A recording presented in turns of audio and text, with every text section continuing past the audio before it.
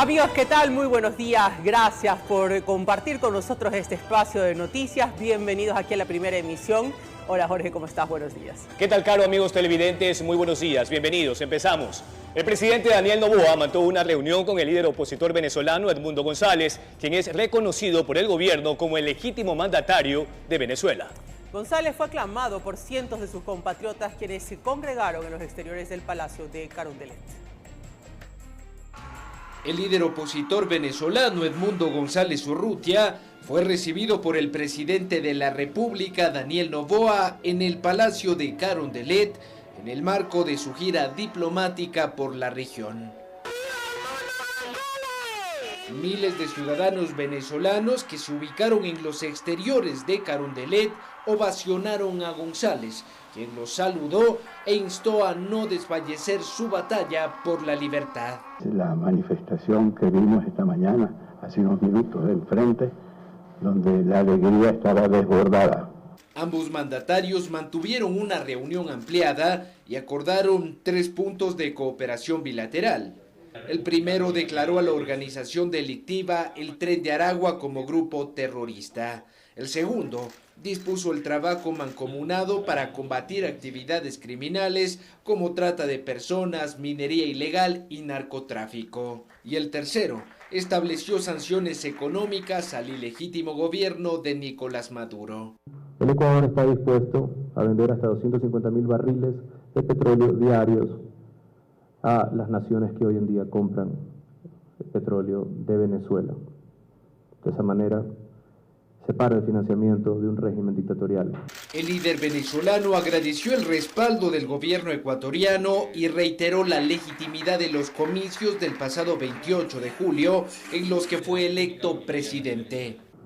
Sabemos que esta ardua tarea contamos con el respaldo decidido del pueblo y del gobierno del Ecuador. Y estoy seguro que pronto, muy pronto, podremos recibirlos en Caracas como huéspedes de un gobierno legítimo. Noboa, quien reconoce a González como el legítimo mandatario de Venezuela, le otorgó la condecoración Orden Nacional al Mérito en grado de Gran Collar en reconocimiento a su lucha por la democracia y la libertad. Los valores e ideales del presidente González son compartidos por Ecuador, donde encontrará un respaldo sólido y decidido para restablecer la democracia y demoler a las oscuras fuerzas de la dictadura.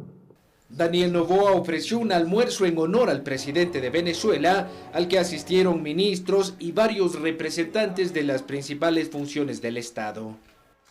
Posteriormente, González Urrutia recibió un doctorado honoris causa por parte de la Universidad de las Américas SUDLA por su notable contribución a la defensa de los valores fundamentales de la democracia y la libertad.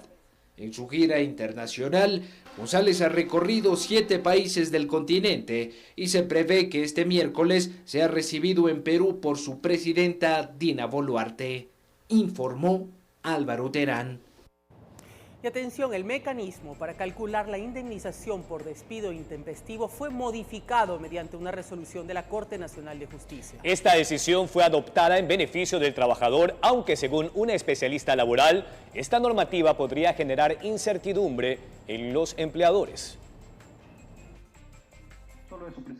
El pasado 22 de enero, el Pleno de la Corte Nacional de Justicia declara un nuevo precedente jurisprudencial obligatorio en materia laboral sobre el cálculo de la indemnización por despido intempestivo. La decisión de la Corte determinó que para calcular esta indemnización se tomará en cuenta la remuneración del mes anterior al despido o la del mismo mes en que se produjo, dependiendo de cuál sea más beneficiosa para el empleado. ¿Qué es lo que se quiere evitar con este precedente? Los abusos en que incurren los empleadores cuando quieren despedir a un trabajador. Para la abogada laboral Vanessa Velázquez, esta decisión provino de un vacío en la normativa. La forma de cálculo del despido intempestivo sí tenía un vacío legal, no había una precisión. Y por esta imprecisión precisamente es que habían diversos criterios por parte de los jueces de primera instancia, quienes analizan los fallos en Corte Provincial. Esta resolución estaría destinada en mayor proporción hacia quienes reciben una remuneración mixta. Que en muchos de los casos, en comisiones, sobre todo cuando hay vendedores de farmacéuticas, vendedores de inmobiliarias, constructoras, etcétera, sí les hacen esta jugada de este mes no vendiste nada, ahora te despido.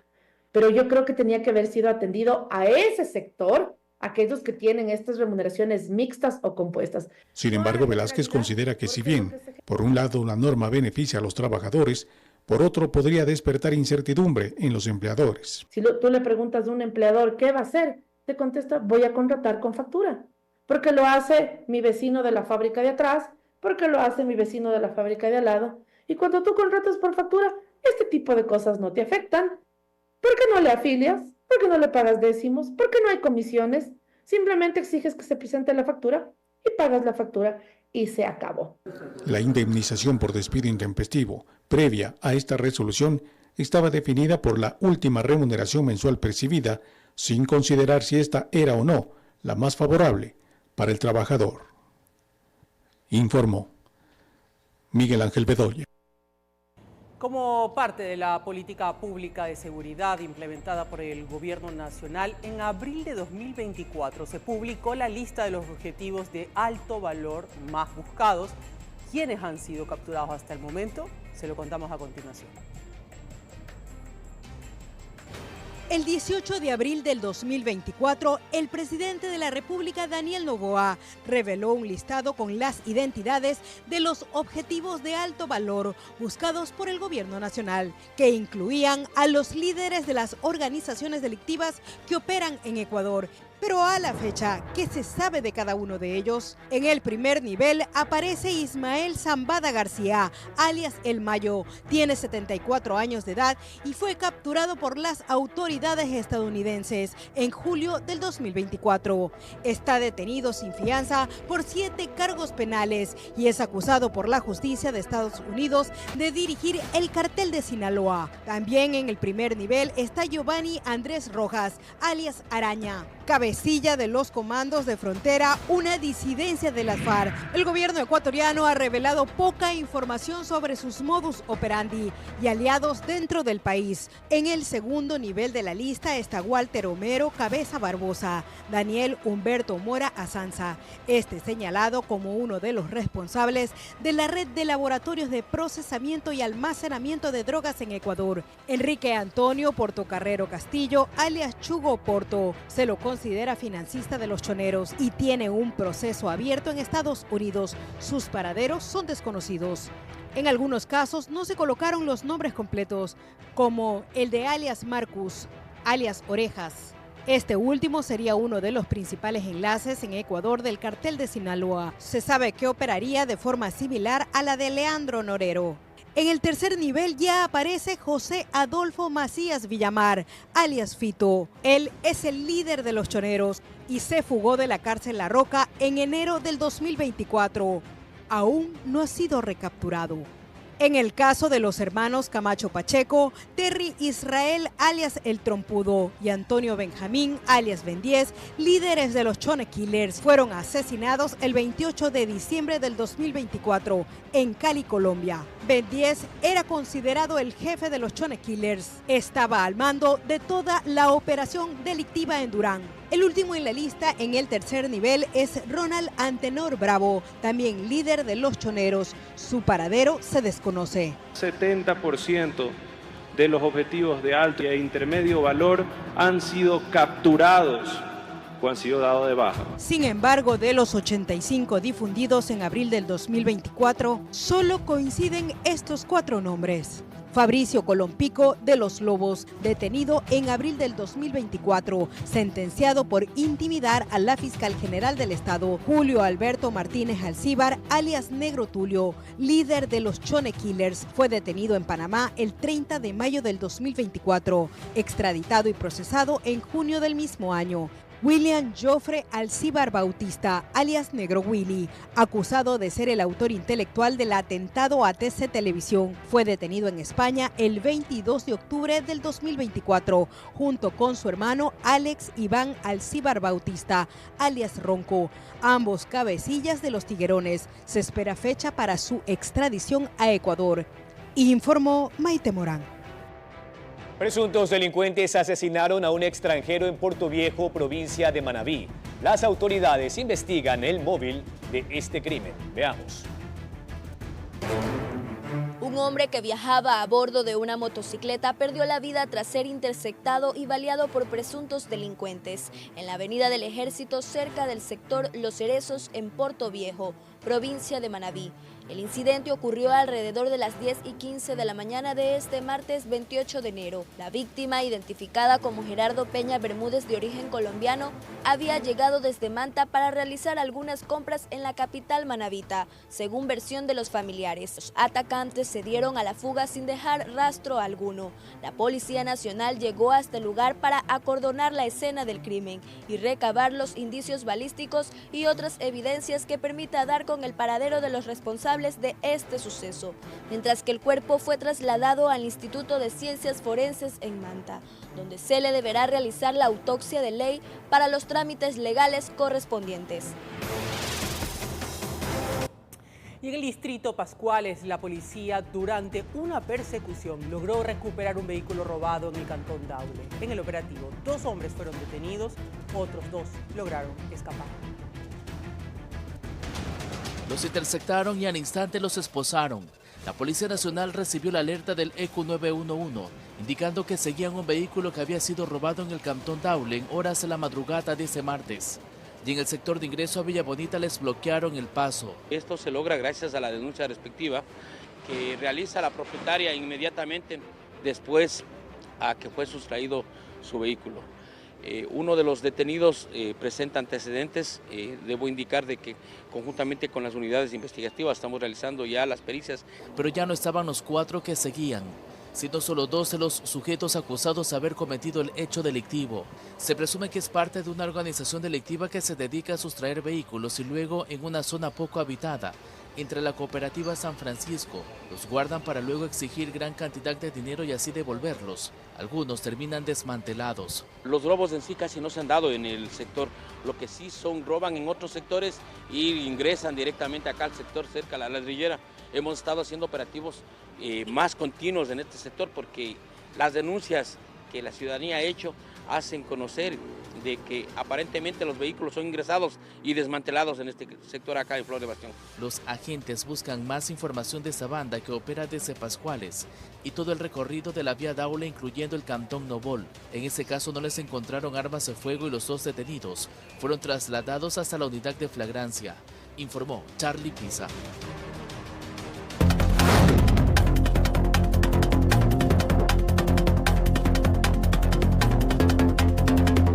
Son las 7 de la mañana con 14 minutos, vamos con más noticias. La tarde de este martes llegó desde los Estados Unidos uno de los vuelos con decenas de ecuatorianos deportados. Se espera además otro avión con 80 compatriotas más. Estos traslados llegan habitualmente cada semana a Guayaquil. Al aeropuerto José Joaquín de Olmedo de la ciudad de Guayaquil arribaron los vuelos de deportaciones de los Estados Unidos y que regularmente se realizan 2 veces por semana. Así lo confirmó la Cancillería del Ecuador mediante un boletín de prensa. El primer arribo fue en horas de la tarde, mientras que el segundo de la jornada arribó aproximadamente a las 7 de la noche y transportaba a 80 ecuatorianos que fueron retornados de manera forzada por encontrarse en situación migratoria irregular en territorio estadounidense. Algunos fueron detenidos antes de que comience el mandato de Trump y permanecieron en campamentos de los Estados Unidos. Aquí nos recibieron bien, hasta el momento, gracias a Dios, bien. ¿Y allá? Allá, bueno, allá nos trataron un poco, no es que nos trataron mal, pero o sea, en el asunto de que allá, en el momento de viajar, nos trasladaban esposados. Desde que a las 7 de la mañana nos esposaron pies, manos, una cadena en la cintura y nos tuvieron ahí, nos subieron al avión y llegamos hasta ahora aquí en Guayaquil y unos minutos antes de llegar nos sacaron las esposas de los pies. La Cancillería, a través de la Dirección Zonal 8, activó los protocolos interinstitucionales para la recepción de los ciudadanos, a fin de ofrecerles la asistencia primaria. Estuvo presente el Ministerio de Inclusión Económica y Social, el Ministerio del Interior y de Salud Pública, entre otras instituciones. O sea, nos ayudaron en lo que es ¿cómo es? ¿Un bono?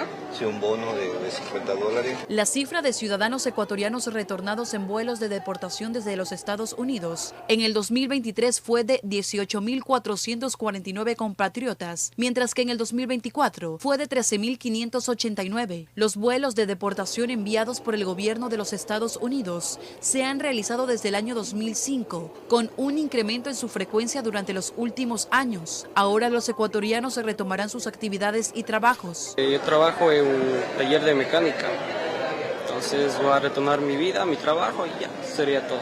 Informó Amy Moreno. Justamente debido a las nuevas políticas de migración de Estados Unidos, el número de ecuatorianos que buscan como objetivo llegar hacia los Estados Unidos y pasan por el puente internacional Rumichaca en Carchi hacia Colombia ha disminuido de manera significativa. La policía, tanto de Ecuador como Colombia, realizan constantes operativos de control. Por la frontera con Colombia, las cifras de migrantes ecuatorianos que hace unas semanas atrás llegaban en buses desde el centro del país con la finalidad de avanzar para lograr el sueño americano reflejan una disminución significativa. Hoy se desarrolló un operativo binacional con la finalidad de socializar una migración segura y legal. No se encontraron ecuatorianos que busquen llegar a territorio estadounidense. Efectivamente ya no se observa los buses llenos de ciudadanos pues que querían salir de aquí del Ecuador.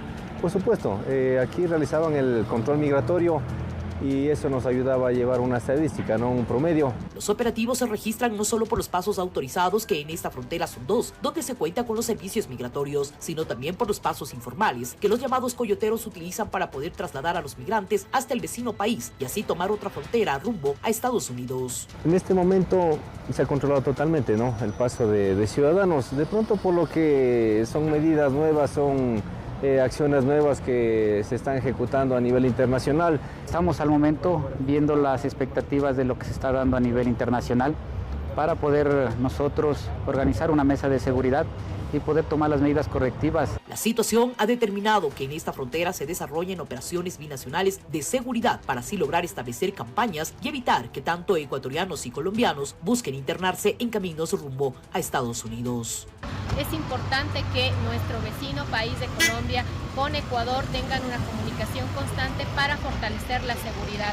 La coordinación. De edad, más que una convivencia paternal, hay una complicidad sin precedentes que construyeron a partir del divorcio. Pero creo que es tan bello nunca dejar de tener una familia.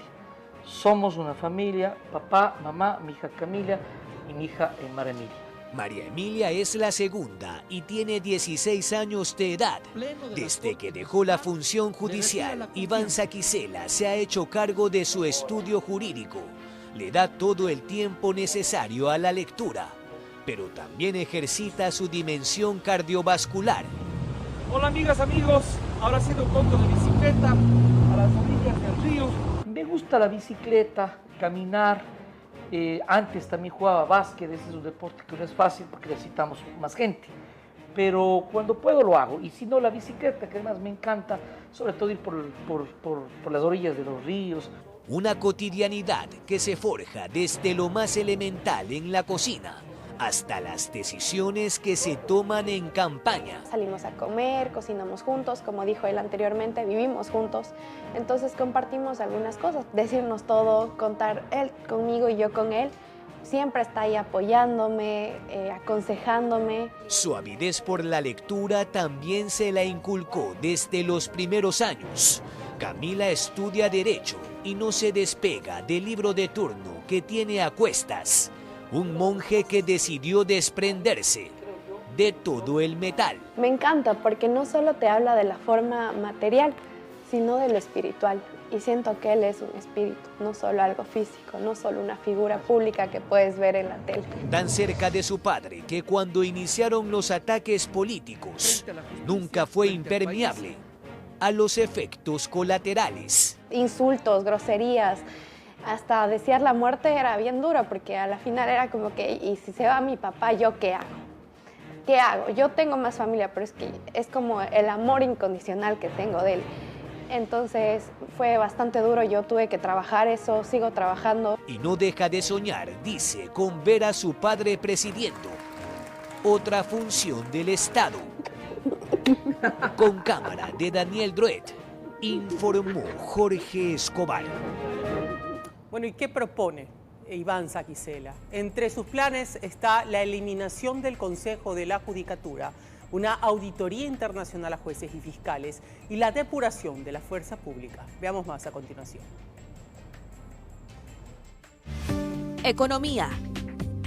Vamos a contar con un fondo de reactivación económica para crédito barato y trámite sencillo para los jóvenes, para las mujeres. 2. Vamos a trabajar en el agro, que implica crédito, asistencia técnica, laboratorios de suelo, de agua, asistencia técnica en comercio interno y externo. Y algo aún más importante, tenemos que lograr que la gente pueda tener sus propias empresas, es decir, de forma corporativa. Energético. Yo le apuesto a la energía solar, le apuesto a la energía eólica. Obviamente tiene que existir un complemento, una totalidad, porque sí a la energía hidroeléctrica, pero hay que saber que siempre es insuficiente. Entonces le apuesto a nuevas fuentes alternativas de energía. Lo grave que ha sucedido hasta hoy es que por no haber tomado acciones a tiempo, las pérdidas económicas para el país son millonarias. Salud. El Estado tiene que invertir, tiene que dotar de lo necesario en el ámbito de los medicamentos, los insumos médicos. El momento que yo he planteado el ámbito económico, que existe generación de empleo, entonces obviamente el Estado se ve fortalecido en la recaudación tributaria, que también hay que mejorarlo, hay que fortalecerlo. No es que nos dejan un país en las mejores condiciones económicas, pero el momento que dinamizamos la economía y obviamente mejoramos el trabajo del presupuesto general del Estado, es posible salud y medicinas. Seguridad. Desarticular las bandas criminales es lo inmediato. Lo haremos con alta inteligencia militar y policial, fortaleciendo a la policía. Porque si no se desarticulan las bandas criminales, no podemos hablar de seguridad en el Ecuador. Y lo otro, claro, el fortalecimiento del sistema de justicia penal, las normas penales, la política criminal. Pero inmediatamente desarticular las bandas. Todo el mundo sabe quiénes son, no se han desarticulado. El 9 de febrero, la carrera por la presidencia se pone en marcha. Elecciones presidenciales 2025.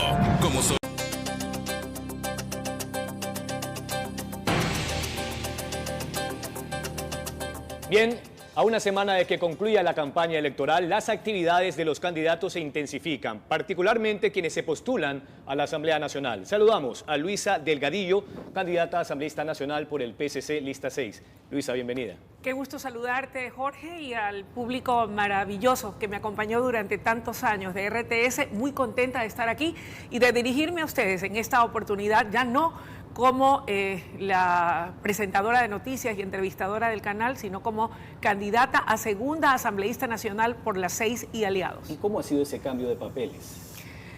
Bueno, ha sido un adaptarme a esta nueva faceta. Si bien es cierto, como comunicadores estamos muy intrínsecamente ligados a la política nacional y a los problemas del país, pero otra cosa es estar en el ruedo político. Estoy muy contenta, ha sido esto de la campaña una experiencia maravillosa, increíble, el poder tener ese contacto físico con la gente, conocer de manera más profunda sus necesidades y sentir su cariño, su aprecio y bueno, esa confianza depositada durante más de 3 décadas en esta servidora. Hablemos de tus propuestas. Mi Parcela sería un proyecto para entregar escrituras a los propietarios de pequeños predios agrícolas a nivel nacional.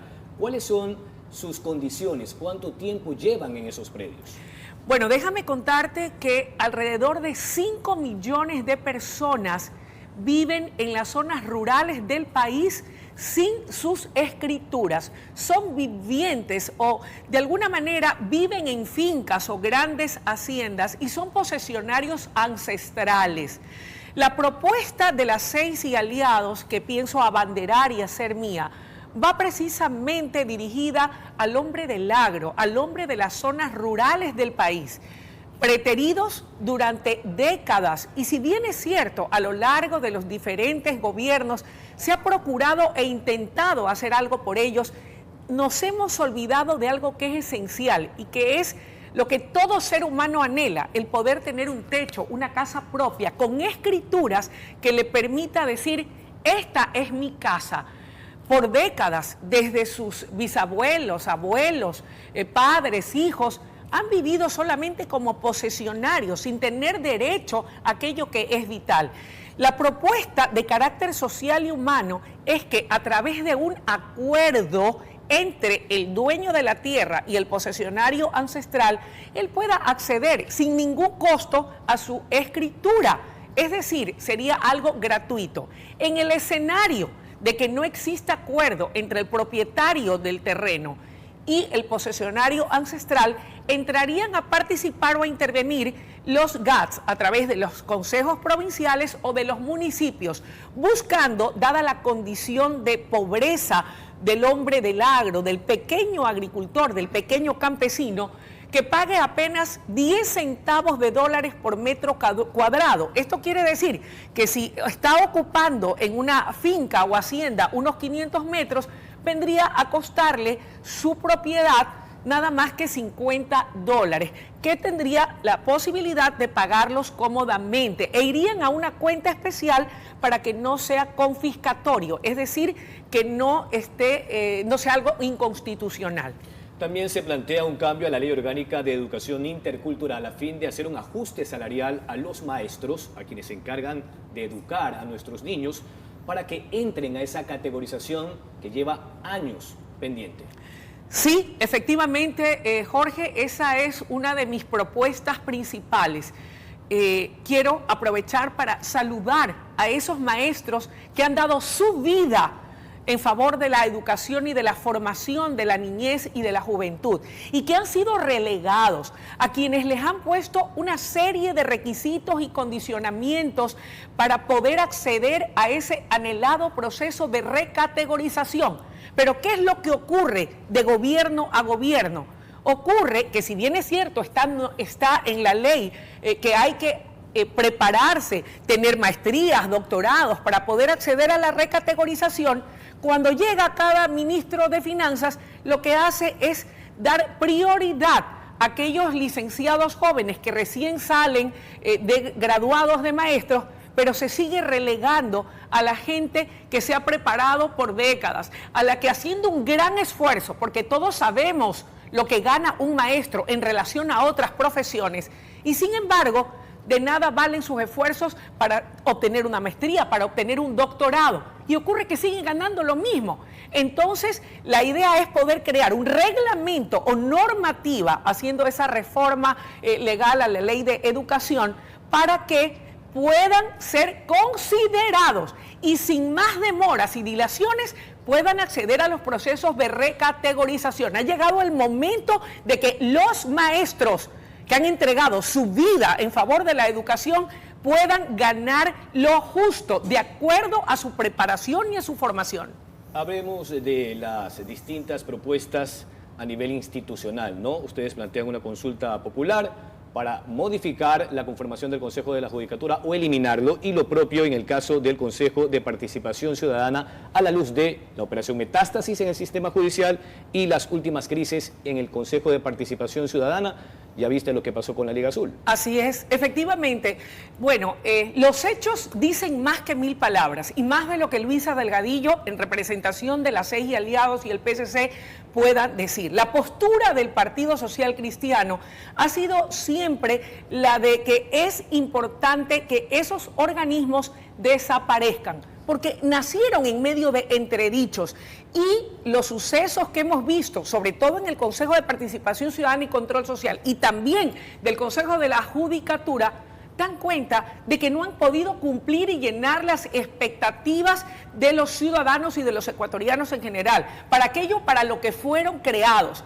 Es por ello que, en medio de tantas polémicas, proponemos que sea el soberano, el pueblo, a través de una consulta popular, quienes determinen qué hacer con estos dos organismos. Si simplemente los desaparecemos, si ese es el mandato o la voluntad popular, o si hay que hacer algún tipo de cambio o reforma respecto de su razón de ser y de sus funciones.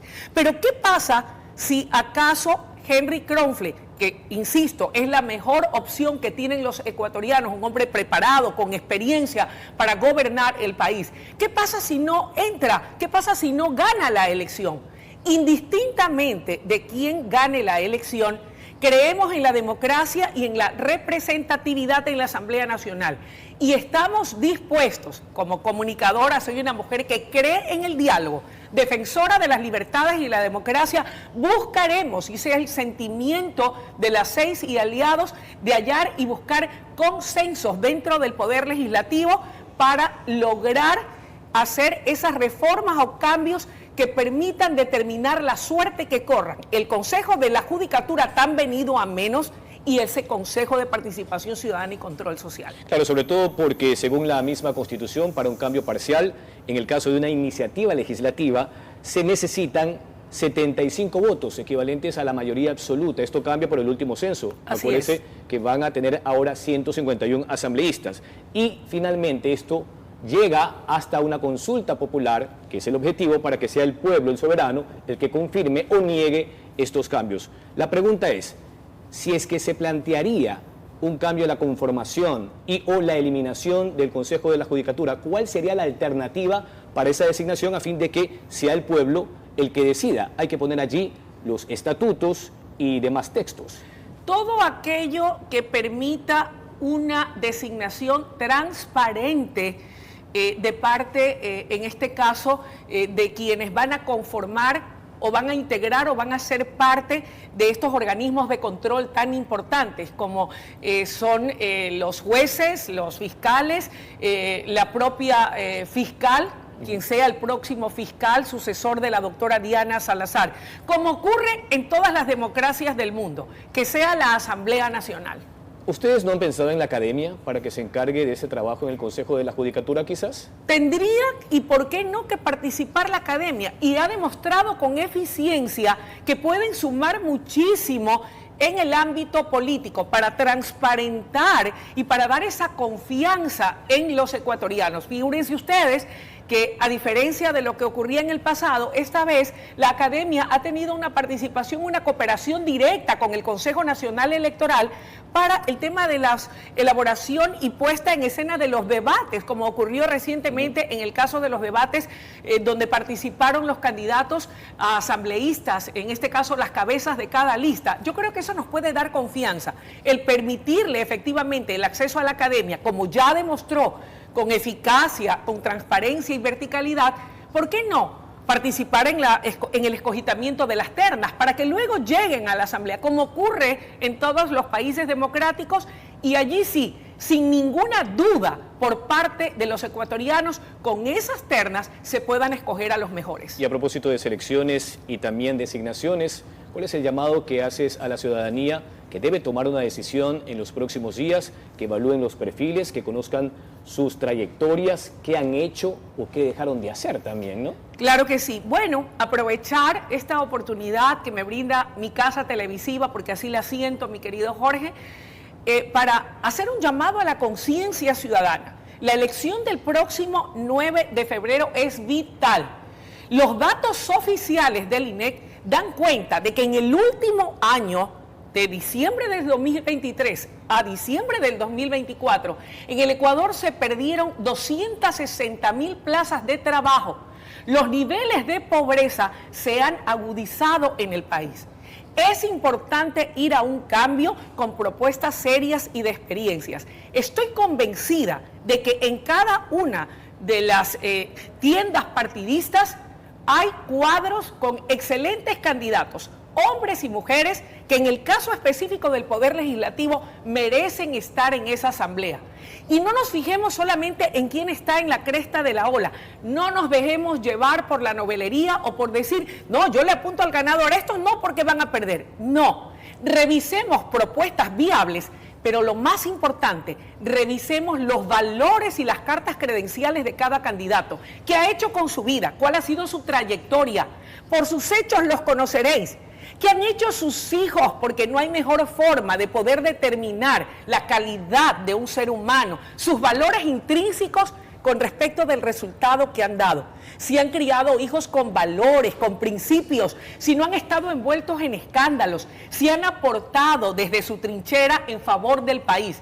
A esos hombres y a esas mujeres brindémosles la oportunidad de llegar a la Asamblea. Y los cuadros de las 6 tienen a sus mejores exponentes. Ya sabes, con las 6 y aliados, lo bueno vuelve. Con esa exhortación a la dignificación legislativa de Luisa Delgadillo, candidata a la Asamblea Nacional por el PSC Lista 6, concluimos la presente entrevista del día. Son las 7 de la mañana con 50 minutos. Vamos a una pausa comercial y luego volvemos con más aquí en La Noticia, Primera Emisión.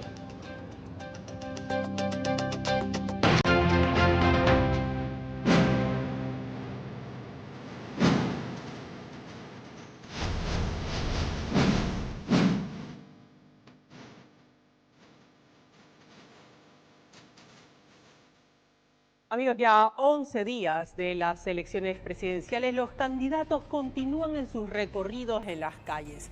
Aquí en este informe le contamos cómo se ha movido la agenda de los candidatos. El candidato a la presidencia por Unidad Popular Lista 2, Jorge Escala, este martes llevó a cabo una rueda de prensa con medios de comunicación en el centro histórico de Cuenca. Además, se recorrió los mercados y compartió sus propuestas a los comerciantes, que mostraron su apoyo en la candidatura. El candidato presidencial por la Lista 6 y aliados Henry Kronfle se reunió con los medios en la ciudad de Cuenca, donde compartió su visión y propuestas. Durante sus intervenciones, Kronfle reafirmó su postura de no reconocer al régimen de Nicolás Maduro. Que se tenían que repetir las elecciones en Venezuela y tiene que haber una coalición para derrocar a un dictador llamado Nicolás Maduro. Hay que ser claros, la región no puede tolerar este tipo de cosas. Durante la jornada de hoy, el candidato presidencial Jimmy Jairala recorrió varias comunidades del Cantón Durán, escuchando de cerca las preocupaciones de los ciudadanos, estrategia que ha destacado en la mayoría de sus recorridos, con el fin de dar a conocer sus propuestas. Ya en horas de la tarde mantuvo entrevistas con medios radiales.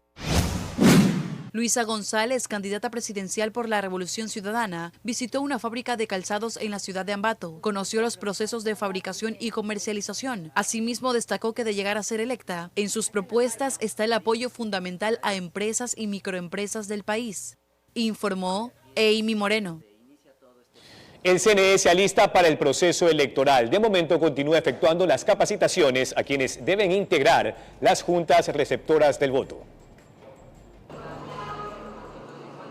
Continúan con el calendario establecido previamente. En la actualidad se ha logrado capacitar al 68% de los miembros de las juntas receptoras del voto en la provincia del Guayas y se espera continuar recibiendo a mayor número de notificados para cumplir con esta tarea. Como delegación ya tenemos los paquetes electorales, ya tenemos los kits técnicos, hemos hecho ya los 2 simulacros establecidos dentro del calendario electoral.